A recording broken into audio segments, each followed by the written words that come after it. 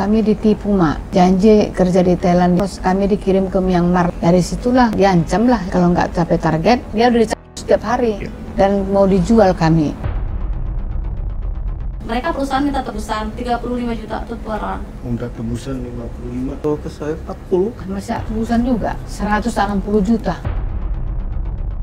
Mayoritas korban agensi. Itu kan kebanggaan karena niat untuk bekerja ke luar negerinya untuk flexing lebih kuat, akhirnya daya kritisnya jadi rendah. Dia membuat akun hotline palsu KBRI Phnom Penh, menipu keluarga, mengaku sebagai KBR, meminta uang. Ini kan yang sudah kita tolong, justru malah jadi pelaku sekarang. Pelaku menipu sesama WNI yang lain. Ini warga Pesanggerahan Jakarta Selatan di Myanmar, terus diancam, katanya diamputasi jika tidak bayar tebusan 478 juta. Pak, kita di sini kita kerja dibawa ke Myanmar. Kita ditawarin ke Thailand, tahu-tahu di Myanmar. Kita di sini kita nggak bisa kemana-mana. Kita kerja nggak digaji. Disuruh kerja 15 jam. Kerja 15 jam. Kalau nggak capai target kita dipukul di sini. Kita di sini menderita, Pak. Tolong kami, Pak. Tolong kami, Pak. Tolong kami, Pak. Kami di sini korban perdagangan manusia. Kami ditipu. Mohon Pak Deddy Komposer, Uya tolong kami yang ada di Myanmar. tolong buat Bapak Jokowi, Pak Prabowo. Tolong kami. Tolong bantu kami. Kami Komposer, Uya tolong kami. Kami dijual, terus kami di sini dijanjikan kerjanya digaji, padahal sini nggak digaji kerjanya. Nah, di sini kita dikurung, nggak bisa keluar, prajuritnya banyak banget. Tolong kami, Kris Bali, beda karena saya dijual di sini, saya di sini. Ya, itu tadi adalah video ya yang beredar. Anak ibu ya? Yang bicara tuh anak ibu. Anak saya. Oke, anak ibu berarti sekarang mengaku bahwa di Myanmar ya? Ya, di Myanmar. Dia tidak bisa pulang. Tidak bisa pulang. Ngakunya lagi di Sikai. Nggak tercapai target, langsung dicambuk. Kerjanya apa? Tidak capai target. Ternyata apa kerjanya? Kerja di sana itu. Iya. Scammer apa judi online? Judol saya rasa. Judi online ya. Tapi dijanjikan di Thailand di kantor. Oh, janjinya berangkatnya di kantor. Iya, di Thailand dijanjikan di Thailand di kantor. Oke, jadi beberapa minggu terakhir ini puluhan orang masuk ke DM Instagram saya dan bahkan ada sampai ke WhatsApp yang minta tolong, keluarganya, anaknya, istrinya semua terjebak di sana. Tapi ini kasus yang sebetulnya berulang dari beberapa tahun terakhir ini. Dan kalau kita ingat di Uya TV tahun lalu kita berbulan-bulan mengedukasi ini. Sempat waktu itu ada 20 orang yang Myanmar akhirnya dipulangkan oleh pemerintah, Kementerian Luar Negeri. Dan juga ada yang di Filipina, ada lagi yang pada saat itu di mana tuh yang anaknya dari ibunya tuh? Ya lupa saya di mana, saking banyaknya. Dan ini terjadi lagi. Dan sekarang langsung aja di sini juga kita hadirkan langsung Pak Juda Nugraha, Direktur PWNI, Perlindungan Warga Negara Indonesia, Kementerian Luar Negeri, yang kita terus bersinergi ya dari tahun lalu untuk masalah-masalah seperti ini, biar kalian juga langsung ada orang yang bisa diandalkan di sini. Nah, bukan hanya ibu saja, ada juga video dari rombongan yang lain. Kita lihat dulu.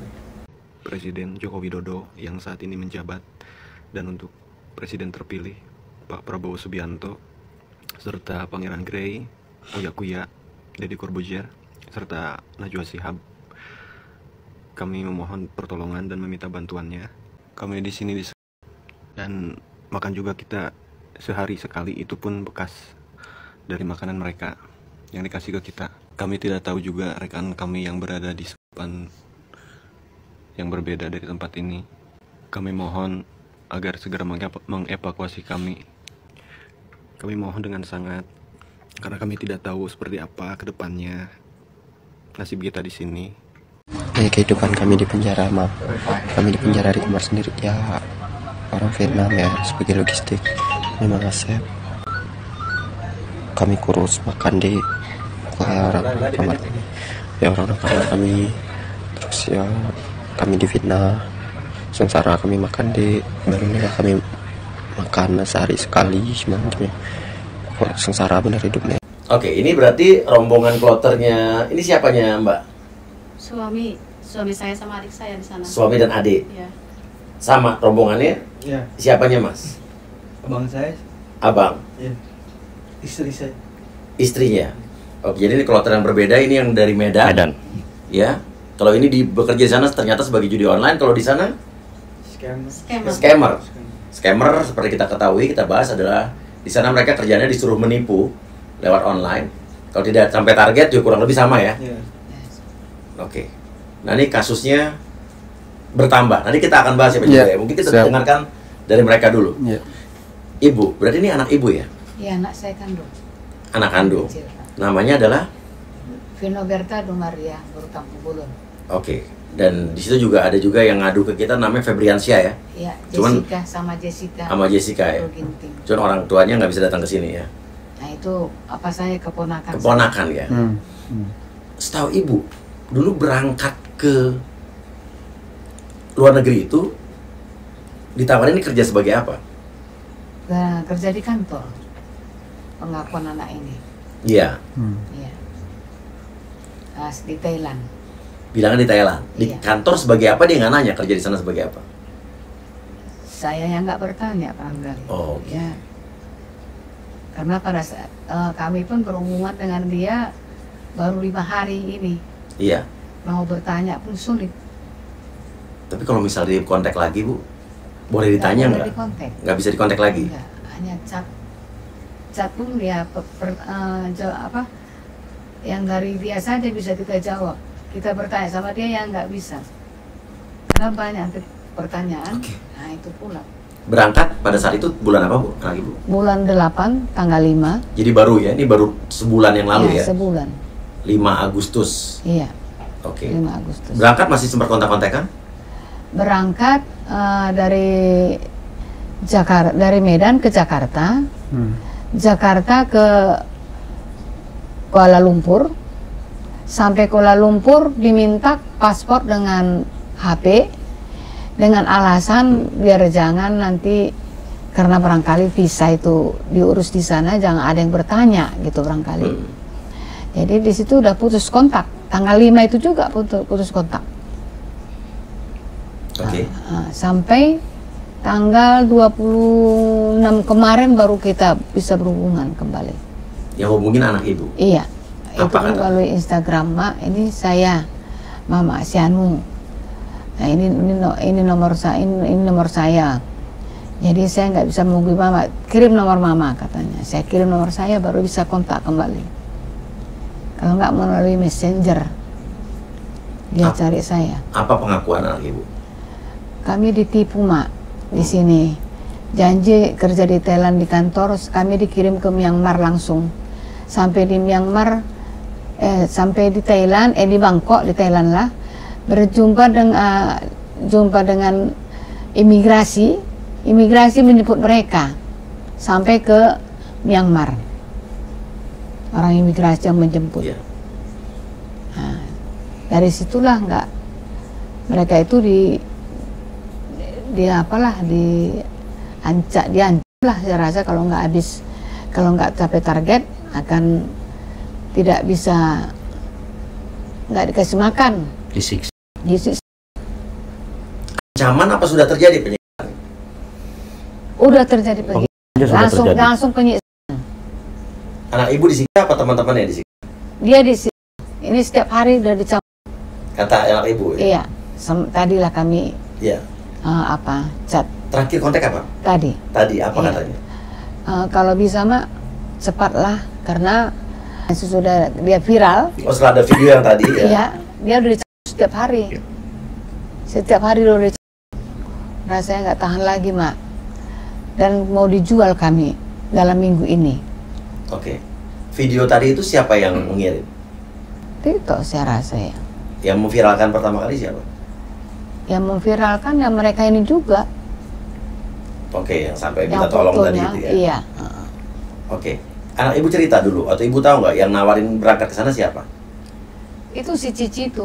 Cici ya, kita masih pegang nomor teleponnya dan masih aktif seperti teleponnya. Iya, Cici itu yang nawarkan. Oke. Dan yang menjanjikan di Thailand. Tapi kita juga sempat berhubungan dengan Veronica. Iya. Ibu kenal Veronica? Kenal. Dia adalah seseorang yang tadinya juga mau berangkat bersama Vino. rombongan anak ibu, tapi tidak jadi berangkat. Iya. Berarti sama nih yang nawarin ya? Sama. Kita ada chat ya, si Elvira Askana ya. Ada chatnya nih, mau LH aku kak, ready paspor, siap berangkat kapanpun. Lokasi, mau nggak Thailand, gitu kan katanya. Mau kakak, gaji berapa? Lokasi Jawa Barat kakak. Gaji $700 sampai $1.000, off day 2 kali sebulan, catering 4 kali sehari, mes, wifi, AC, mesin cuci, bonus per bulan. Umur berapa kak ditanya kan? Terus tanya kakak masih ada lowongan nggak? Masih. Terus ditanya sama yang mau berangkat nih, scammer atau judol kakak gitu kan. Aku maulah kak, udah ready paspor kakak. Terus dijawab lah, scam ada di Thailand, kalau judol ada di Kamboja. Oke, dan ini juga ada info loker Kamboja, lowongan kerja di Kamboja. Ini Pak Judah ini masih beredar nih. Di Facebook grup-grup ini masih aktif. Ya. Bilangnya adalah ini Elvira Askana nih yang ini ya. CS judol di Thailand, Kamboja berangkat Selasa, lokasi oleh Indonesia, gaji 5,5 juta, bla bla bla nih ada segala macam. Dan ini banyak orang berbicara di sini. Artinya terang-terangan mereka udah Pak Yuda. Terang-terangan bahwa ini menawarkan kerja dan orang banyak di grup itu gitu. Nah sayang siapa tadi yang nggak jadi berangkatnya belum bisa hadir di sini ya. Iya. Ya. Nah mungkin kita bisa nanti ibu bisa tanya juga sama teman saudara tuh bu ya. Iya. Saudara sebetulnya dia tahu nggak gitu kan? Mengenai ini dan kenapa dia biarkan anak ibu berangkat sementara dia nggak jadi berangkat gitu kan? Iya. Iya. Itu boleh saya terangkan sedikit. Boleh. Dia nggak jadi berangkat oleh karena tiketnya tidak valid. Tidak valid, oke. Iya. Tiket tidak valid. Iya. Nah, jadi nunggu-nunggu itu di Singapura, di Jakarta. Mau pulang ke Medan pun nggak ada ongkos. Oke. Maka tinggal di Jakarta dia sekarang. Oh, sekarang di Jakarta ya? Iya. Di Tangerang. Di Tangerang. Oke, ini grupnya masih aktif nih Pak Yuda.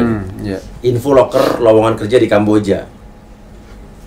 Ini yang mau judol posisi CS sama butuh 2 anggota lain serius berangkat nih.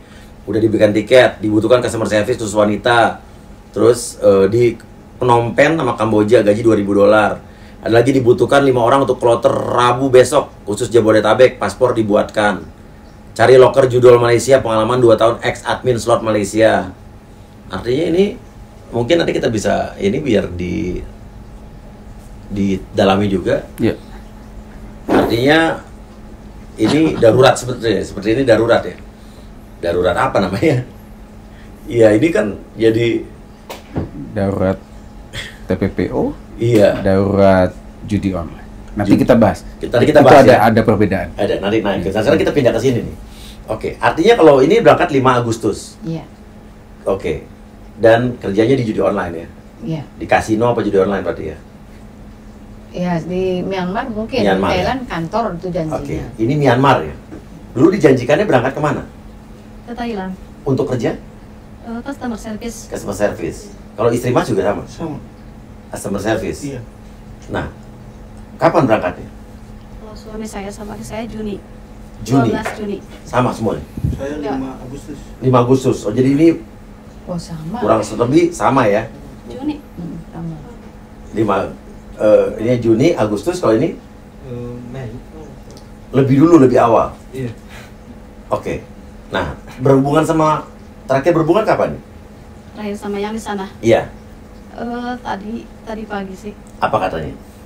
Dia di sana katanya udah terakhir katanya dikasih kesempatan makan sama minum kalau misalkan nggak ditebus. Mereka perusahaan minta tebusan. Berapa? Harganya tuh 35 juta tuh per orang. Untuk per orang 35 juta. Iya. Untuk Dan bisa dipulangkan ke Indonesia. Ke Maesot enggak, sampai Maesot. Sampai Maesot. Iya. Bisa sampai Maesot di sana telepon KBRI katanya. Oke, jadi cuma dilepaskan sampai Maesot, bayar 35 juta. Kalau saudaranya Mas? Kalau saudara saya ya itu kayak tanggal berapa ya? Kayaknya hari Sabtu deh dia nelpon terakhir tuh. Dia bilang gini katanya, halo, saya katanya besok udah mulai gak dikasih makan katanya gitu. Oke. Ya karena kan apa namanya nggak sesuai apa nggak mencukupi Target. target lah gitu. Kalau Ya, kalau besok. istri Mas Baru sama dari pagi sih. tadi pagi masih berhubungan? Kita tuh bertiga tuh di sana satu kamar. Satu kamar, pokoknya Satu nih. kamar ya disekap Iya, satu udah kamar. dua minggu 11 orang. Yang duanya lagi beda kamar itu. Ya. Kita udah di-up di sana. Oke. Berhubungan kapan tadi? Tadi pagi Dia ngontak Mas lewat telegram. Telegram. Tapi Mas nggak bisa ngontak dia. Iya. Selalu dia duluan yang ngontak. Iya. Nanya nggak? Kok kenapa saya nggak bisa ngontak kamu? Kamu bisa ngontak saya? Dari sananya sih katanya. Dari sana ya katanya. Apa katanya? Diajarnya apa di sana? Sama terakhir ini dikasih makan terakhir minta tebusan 55. 55. Oh, ini 55 juta. Iya, sampai. Ini 35. Padahal tempat sama. Iya. Artinya ada perbedaan nih dalam arti kata ini suruh bayar 55 juta, ini 35. Kalau Mas Kalau ke saya 40 kayaknya. 40 juta. Kalau ibu, anak ibu minta tebusan katanya. Kalau iya masih tebusan juga 160 juta. Anak ibu 160 juta. Iya. Per kepala. Kalau mau pulang sampai Mesot juga. Apa dipulangin sama Indonesia? Sampai Bangkok. Sampai Bangkok. Iya. Oke. Dan ini juga tadi sempat juga ada yang tinggalnya di Jakarta Selatan. Oke, kita lihat dulu video ini. Di Myanmar, terus diancam katanya diamputasi. Bayar tebusan, jika tidak bayar tebusan 478 juta. Ini warga Pesanggerahan Jakarta Selatan. Nah, ini iming-imingnya gaji berangkatnya 150 juta. Yeah. Pak Yuda, sebetulnya memang ini Kementerian Luar Negeri pasti dengan pemerintah pasti pusing. Yeah. Karena ini bukannya berkurang tapi makin banyak. Tahun lalu kita bersama-sama, saya di sini mengedukasi, ya, dan menjembatani juga dengan yang tidak tahu mau hubungin kemana. Dan Kementerian Luar Negeri bersama pemerintah negara lah ya, akhirnya bisa memulangkan beberapa orang, banyak sebenarnya. Yeah. Yang kita ingat dulu ada 20 orang di Myanmar, sempat ada dulu yang dari Filipina. Dan kita pikir orang sudah teredukasi dengan baik, nggak nekat berangkat lagi, tapi ternyata tetap berangkat. Nah, ini sekarang kasus ini gimana?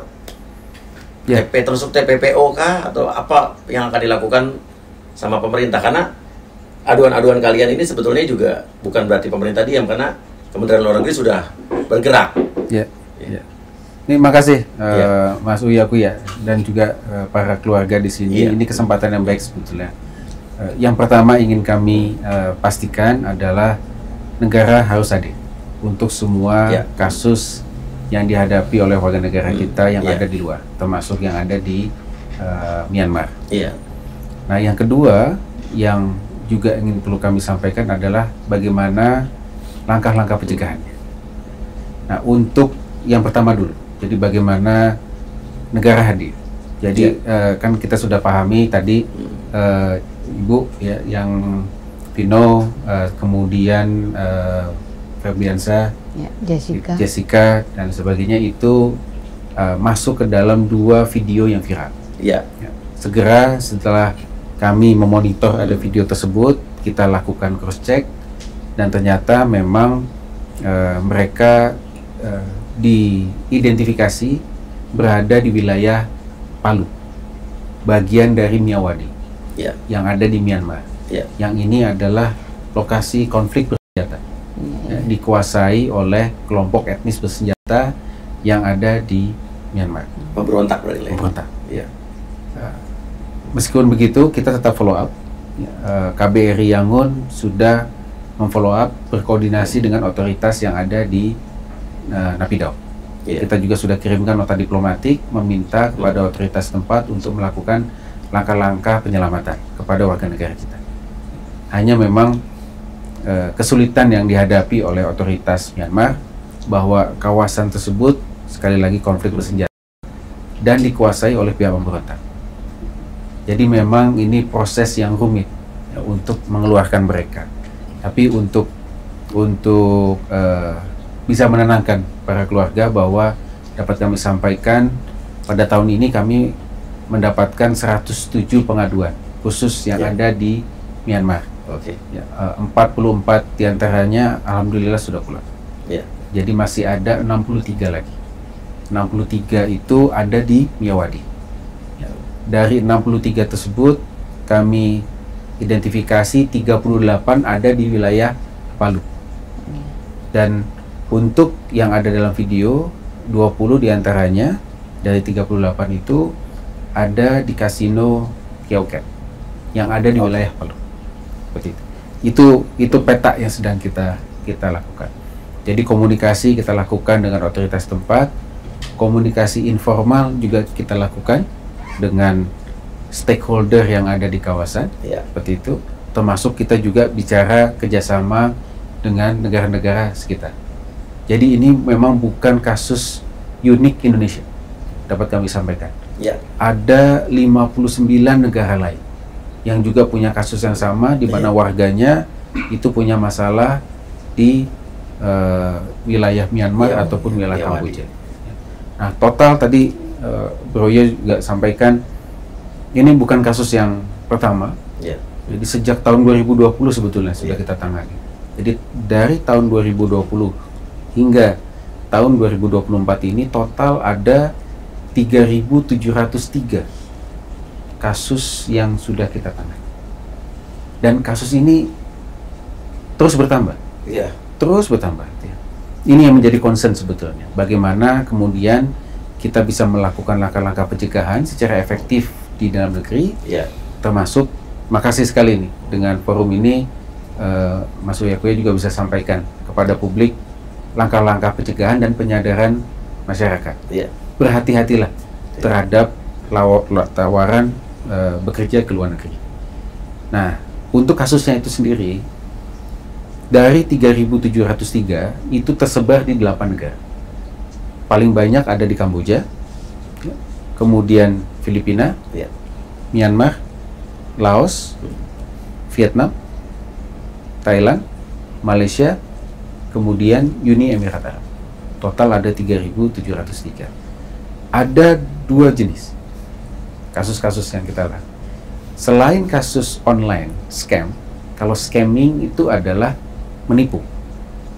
Jadi di semua negara itu masuk ke dalam ranah tindak pidana kriminal. Namun judi online di beberapa negara itu legal. Contoh di Kamboja. Di Kamboja itu legal. Untuk bisa masuk ke dalam kategori korban tindak pidana perdagangan orang sesuai dengan Undang-Undang 21 tahun 2007, ada 3 unsur yang harus dipenuhi. Tindakan, cara, tujuan. Tindakan itu ada proses rekrutmen, ada proses harboring, ada proses transporting, memindahkan ke antar negara. Caranya, ada yang menggunakan deception, penipuan, ada yang menggunakan debondage, penjeratan hutang, ada yang menggunakan kekerasan, coercion, untuk tujuan eksploitasi. Itu 3 unsur. Ujungnya eksploitasi. Ujungnya eksploitasi. Eksploitasi untuk keuntungan pihak mereka gitu. Betul. Nah, dari 3 unsur tersebut kita akan lihat apakah ada unsur penipuan. Nah, tadi Ibu sampaikan untuk kasus Vino ya, kan ada unsur penipuan bahwa ditawarkan bekerja di kantor di Thailand, ternyata bekerja di judi online seperti itu di Myanmar. Namun juga ada beberapa tadi yang Bro Yo juga udah sampaikan, dia sejak awal sudah ditawari judi online atau scammer. Artinya itu tidak ada unsur penipuan. Jadi ketika dia berangkat, dia sudah aware bahwa dia bekerja di judi online atau online scam seperti itu. Nah, itu tidak ada unsur penipuannya. Artinya memang tidak masuk ke dalam ranah korban TPP. Kalau untungnya Bu tidak jadi berangkat. Alhamdulillah, Pak. Karena kalau berangkat justru nanti dia akan bermasalah di sana. Begitu. Nah, sebagai gambaran ya, untuk memberikan betapa magnitude kasus ini begitu besar, di Kamboja berdasarkan data lapor diri KBRI Phnom Penh ada 17.000 WNI kita yang lapor diri. Namun berdasarkan data imigrasi Kamboja ada 89.000 warga negara kita yang memiliki izin tinggal. Oh, izin tinggal. Artinya resmi mereka punya izin tinggal. Pertanyaannya, kenapa nggak lapor? Kenapa nggak lapor? Kami duga mayoritas dari mereka bekerja di sektor judi online. Jadi memang banyak warga negara kita yang berangkat ke luar negeri sudah aware, sudah tahu sejak awal bahwa mereka bekerja di sektor judi. Dan kalau kita merujuk kepada Undang-Undang 18 tahun 2017 mengenai pelindungan pekerja migran, di situ ada pasal bahwa kita tidak atau dilarang menempatkan pekerja migran kita di sektor yang dilarang oleh undang-undang. Nah, undang-undang kita melarang judi. Ya. Jadi sudah dapat dipastikan kalau berangkat ke Kamboja untuk bekerja di sektor judi itu tidak sesuai prosedur. Ya. Namun memang di Kamboja legal. Jadi dia dapat izin tinggal. Ya. Dan dapat izin kerja. Secara keimigrasian di sana ya. Ya, seperti itu. Ini memang kan dua yurisdiksi hukum yang berbeda. Ya. Namun tentunya kalau kita ingin aman bekerja di luar negeri, karena kan tujuan kita tentu ingin mendapatkan kesejahteraan. Ya. Nah, ketika tujuan kita ingin mendapatkan kesejahteraan, tentu harus dilakukan dengan cara yang aman. Dengan cara yang aman itu artinya sesuai dengan undang-undang kita, sesuai dengan undang-undang negara setempat. Itu mungkin secara umum apa yang bisa kami sampaikan mengenai konteks situasi yang kita hadapi saat ini. Nah, khusus untuk yang di Myanmar ini yang bikin headache, yang bikin kita paling pening. Kenapa, Pak? Kalau di Kamboja kasusnya banyak, tapi kita dealing dengan pemerintah yang efektif. Nah, ketika kita bicara dengan Myanmar, ada wilayah-wilayah yang tidak dikuasai oleh otoritas Myanmar. Karena daerah konflik pemberontakan. Daerah konflik. Di lokasi perang. Itu yang memang menyulitkan ya situasi upaya-upaya penyelamatan.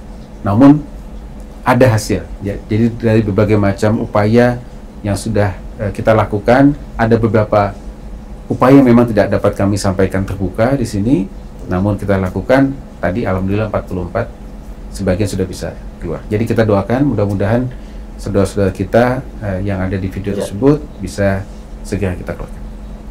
Oke, jadi sudah dengan langsung ya, dalam arti kata pemerintah bergerak selama pengaduan-pengaduan itu masuk, bergerak. Dan yang lapor ke saya pun jangan khawatir kok.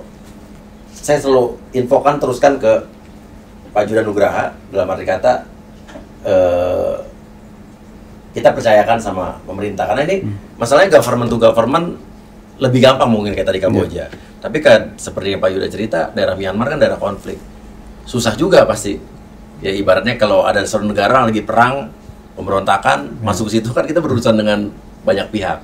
Orang pemerintah sana aja susah mungkin masuk ke dalam daerah berontak ya, apalagi kita negara di luar mereka. Nah sekarang Pak Yuda, tahun lalu pernah juga kita nolong orang, ingat ya itu yang dari pulang dari mana waktu itu ya, terus tiba-tiba 3 bulan kemudian minta tolong lagi dari negara berbeda. Iya. Iya itu, ya kan, dari negara berbeda. Saya pikir, habis itu saya nggak ladenin. Dia pulang sudah berhasil, tiba 3 bulan kemudian lapor lagi minta tolong lagi negara berbeda. Artinya kan emang dianya bandel, udah tahu resikonya, udah berhasil pulang masih minta tolong juga. Nah itu hal berarti banyak nggak sih kejadian-kejadian kayak gini Pak Yuda? Udah bandel berangkat lagi gitu. Jadi saya dapat konfirmasikan info itu akurat. Iya. Jadi memang kami mencatat ada kasus yang berulang.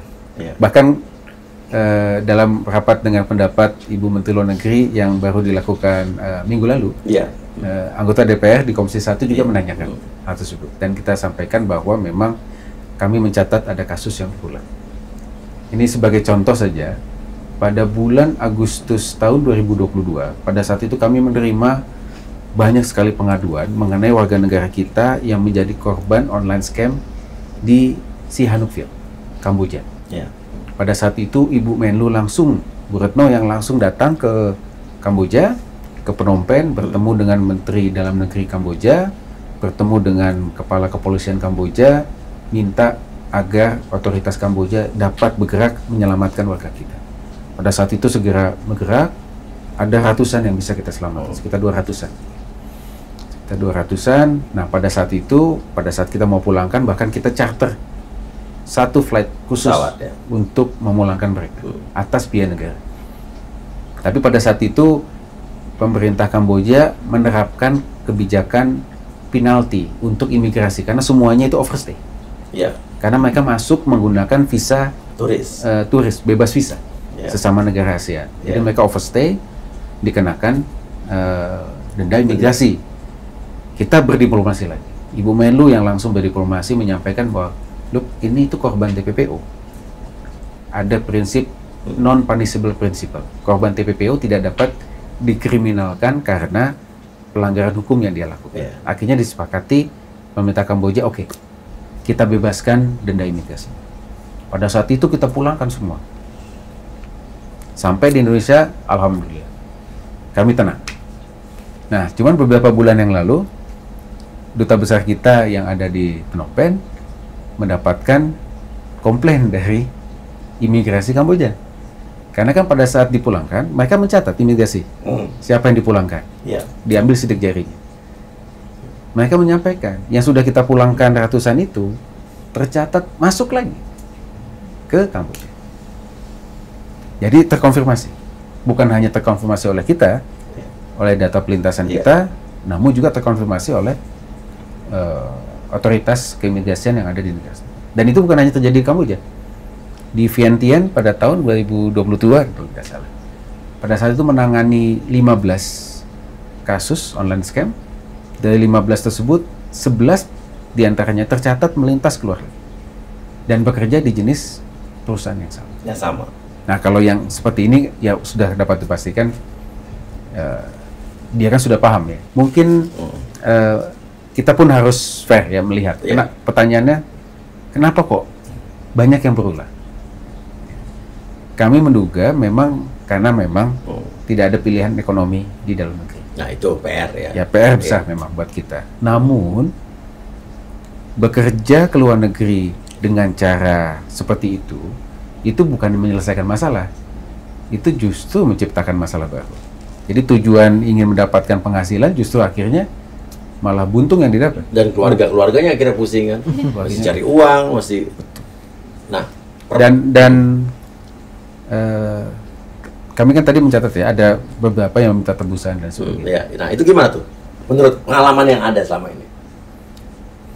Kita tidak akan pernah, pemerintah tidak akan pernah mengentertain tebusan. Karena kalau kita sekali membayar tebusan, nanti perusahaan itu akan berganti profesi. Jadi pemerasan. Seperti itu. Namun bukan berarti lantas kita abai. Kita lakukan berbagai macam upaya, namun negosiasi. Tidak pernah kita membayarkan tebusan. Seperti itu. Nah, berbagai macam upaya lewat kerjasama pemerintah kita lakukan. Namun kami juga mencatat, ini unik memang ya. Kami harus sampaikan apa adanya gitu ya. Ada beberapa yang warga negara kita yang justru makan daging saudaranya sendiri nih. Dalam contoh, ikut menipu sesama keluarga. Ini contoh yang lagi dialami oleh teman-teman di KBRI Phnom Penh. Pada saat itu kita sudah tolong, ya mereka dari jadi korban ya. Itu satu kelompok itu pada saat itu. Satu kelompok kita tolong, kita pulangkan. Nah, kita baru aware ternyata salah satu yang sudah kita tolong ini, karena mungkin dia sudah ahli scamming ya, dia membuat akun hotline palsu KBRI Phnom Penh. Berpura-pura jadi akun KBRI. Menipu keluarga. Korban-korban ini, seolah-olah dia bisa menolong. Mengaku sebagai KBRI. Meminta uang. Iya. Ini kan yang sudah kita tolong, justru malah jadi pelaku sekarang. menipu sesama WNI yang lain, yang juga korban. Dan itu terbukti untuk kasus Frediansyah ya. Saya pun ada ada saya chat KBRI dari Myanmar, yang minta dia mengaku dia KBRI, tapi dia meminta 12 juta. Nah, saya chat langsung. Jadi hati-hati nih, jangan terjebak, tertipu oknum-oknum yang mengaku bisa menolong menurut KBRI, padahal itu akun palsu ya. Iya. Nah, Jadi untuk Febriansyah tadi gimana? Kami sudah dapat pengaduannya. Jadi pada saat Ibu Yulita ya, istri dari Pak Frediansyah kan lapor ke kami lewat KBRI Yangon tanggal 17 Agustus, dan kemudian beberapa hari kemudian melaporkan bahwa ada seseorang yang mengaku staf KBRI Yangon ya mengaku dapat mengeluarkan asal bayar. Saya juga Pak. Betul Ibu. Ibu juga. Sendiri, ada ini catnya sama saya. Kami segera cross check. Ternyata nomor itu bukan nomor KBRI, itu nomor Kamboja. Jadi yang menipu ini bukan dari Myanmar. Dari Kamboja. Dari Kamboja. Bisa jadi sindikat yang tadi itu ya. Namanya Pak, benar. Nah, jadi berhati-hati, hubungi nomor hotline resmi KBRI. Kalau ada yang mengaku-ngaku, jangan percaya. Kami dapat yakin KBRI tidak akan pernah mungkin meminta biaya. Emang itu saya pegang. Seperti itu. Oke, artinya itu cukup jelas ya. Jadi jangan udah kena musibah, kena tipu juga gitu kan. Yang bikin sedih itu adalah yang nipu itu sama orang sendiri, saudara sendiri. Ya, itu yang nah, sekarang mengenai ini kan ancaman ada dicampur, di satu mau dijual. Tadi ada lagi yang bakal diamputasi kalau nggak bayar 400 juta. Gimana pengalaman yang selama ini terjadi itu? Bluffing? Apa emang terjadi? Kami tidak akan pernah menganggap remeh. Iya. Ya, setiap ancaman yang ada. Jadi we take it seriously. Iya. We take it seriously. Ya. Hanya modus-modus ancaman itu kerap terjadi. Ancaman, dalam konteks ancaman. Apakah betul ataukah tidak? Kita akan perlu dalami case by case. Satu hal yang pasti, kayak contoh diancam dijual ke perusahaan yang lain. Jadi memang di Miyawadi itu bukan hanya ada satu perusahaan, ada ratusan perusahaan online scam yang ada di sana. Ya mereka saling berhubung. Jadi kalau udah nggak kepake di satu perusahaan, geser ke perusahaan yang lain. Itu pola yang mereka. Oke, dan ini kan tadi sudah terkonfirmasi ada di daerah Palu. Nah, kalau yang ini, laporan yang ini, sudah terkonfirmasi mereka di Miyawadi berarti? Miyawadi. Jadi kebetulan Angga ya, keluarga dari Angga sudah lapor ke kami juga, didampingi waktu itu teman-teman SBMI. Dan kita sudah proses juga ke KBRI yang. Oke, dari dua tempat yang berbeda ini, kira-kira mana yang lebih sulit? Palu. Kenapa? Terpencil, Miyawadi. Dan dikuasai juga oleh pihak pemberontak ya. Ya sama pemberontak. Cuma itu lebih terpencil lagi. Ya, jadi mungkin untuk gambaran Bapak Ibu bahwa kelompok etnis bersenjata di Myanmar itu nggak cuma satu, ada banyak, dan mereka punya daerah kekuasaan masing-masing. Itu yang menyulitkan kita ya untuk bisa mengeluarkan. Oke, dan saya juga pengen minta kejujurannya juga. Ada nggak di antara korban-korban ini, saudara kalian atau anak kalian ini yang berangkat karena yang nawarin adalah orang kenal? Ada. Oke, adik kamu berarti? Abang kamu. Ditawarin siapa berangkat? Tawarin Ria. Siapa?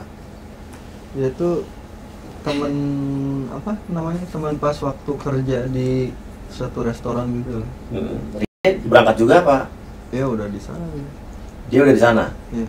Dan aman-aman aja apa? Gak tahu tuh, saya soalnya nggak terlalu kontak-kontakan lagi. Tapi ditawarin temennya. Kalau istrinya Mas tawarin siapa gitu? Waktu itu dari tetangga sih. Tetangga? Iya. Tetangganya berangkat juga, pernah berangkat atau gimana? Saudaranya ada yang di sana.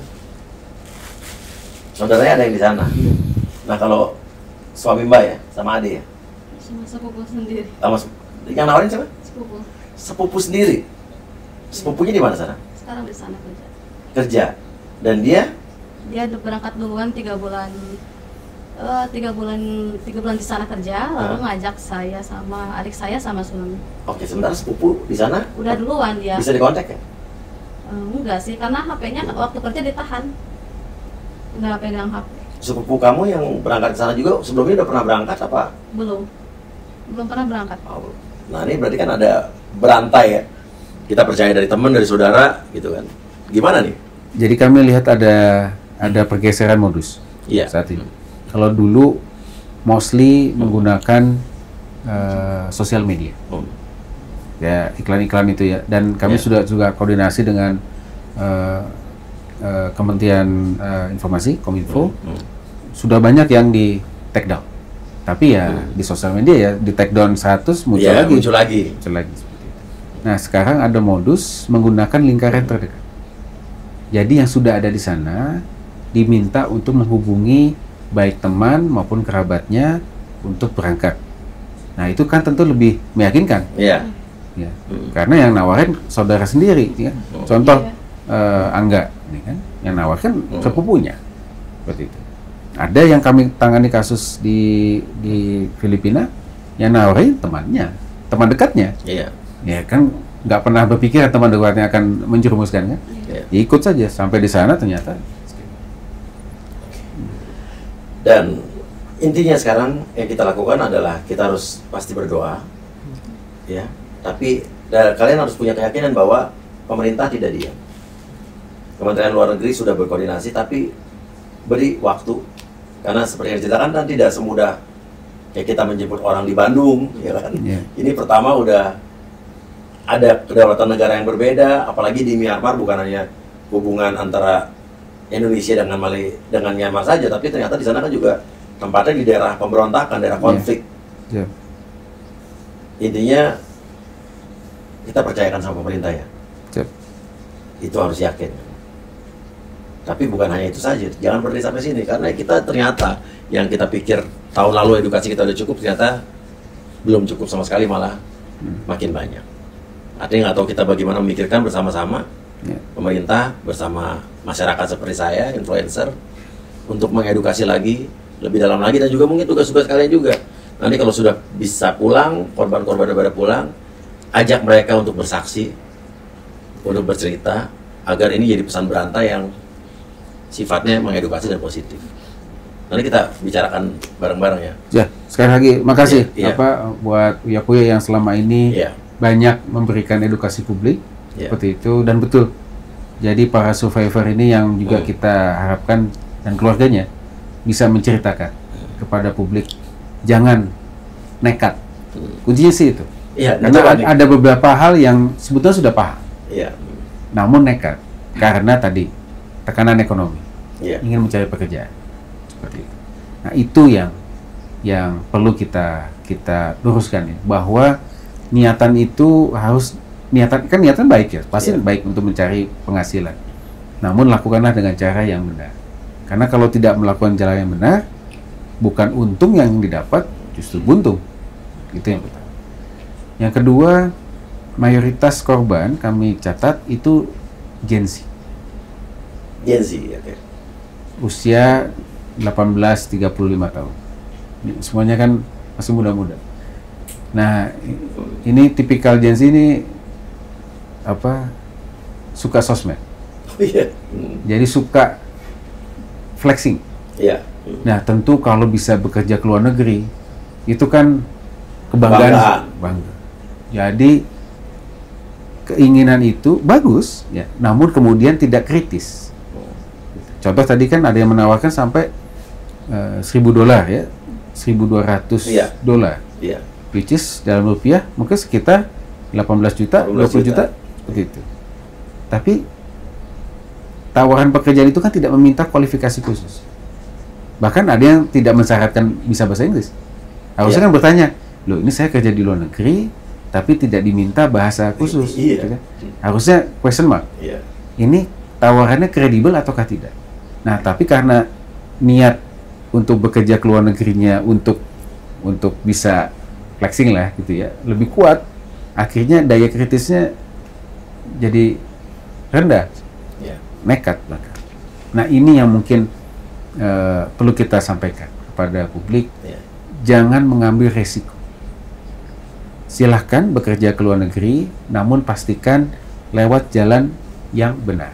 Jalan yang benar itu melalui Disnaker daerah setempat, lewat Kemenaker atau lewat BP2MI, karena mereka yang akan yang kalau ditawarkan oleh pemerintah pasti sudah di cross check seperti itu ya. Nah silakan habis itu berangkat dan ikuti jalurnya. Satu, ini sebetulnya udah sering kami sampaikan, kalau ditawari lowongan kerja ke luar negeri, satu, tidak dilengkapi visa kerja, itu sudah tanda tanya besar. Biasanya kan menggunakan bebas visa atau visa turis. Itu visa turis, bukan visa bekerja. Itu satu. Kedua, tidak tanda tangan kontrak di Indonesia. Kan kita ingin bekerja. Betul. Gitu. Kok nggak ada tanda tangan kontrak? Itu. Jadi dua itu saja. Kalau sudah ketahuan, jangan berangkat. Jangan berangkat. Nah, yang kami harapkan juga keluarga itu merupakan lingkaran terdekat perlindungan. Jadi sebetulnya pelindungan yang paling ampuh itu bukan negara, pelindungan keluarga. Jadi kalau ada anggota keluarga yang ingin berangkat ke luar negeri, bertanyalah, bekerja di mana? Udah punya visa kerja belum? Sudah tanda tangan kontrak belum? Misalkan belum, jangan berangkat. Itu sangat cukup jelas sekali ya. Oke, dan atau mungkin nanti di kepemerintahan berikutnya BP2MI harus jadi kementerian jangan-jangan. Ya, karena khusus pekerja migran ya kan. Ya, karena jadi Kemenaker sendiri pekerja migran luar negeri sendiri gitu kan. Siapa tahu ya kan. Siap. Oke, dan sebarkan link ini sebanyak-banyaknya agar problem-problem serupa seperti ini tidak terjadi lagi. Kita edukasi biar orang tidak mudah terjebak lagi dalam yang namanya katanya TPPO, berangkat kerja di luar negeri, ya, tapi akhirnya nimbul masalah seperti ini.